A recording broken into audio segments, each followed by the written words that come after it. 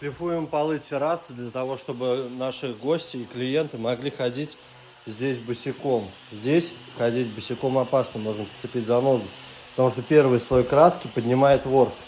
А теперь я могу делать вот так и не бояться, что я подцеплю занозу. Вот такая у нас просторная терраса, 6×3. Перила подняли повыше, для того, чтобы можно было ходить здесь в нижнем белье и не смущать гостей, которые отдыхают во дворе. Здесь будет располагаться бассейн, постель, газон. Смотрите, какой кайф. Баньку в том году поставили. И вот собрали в этом году террасу 6×3.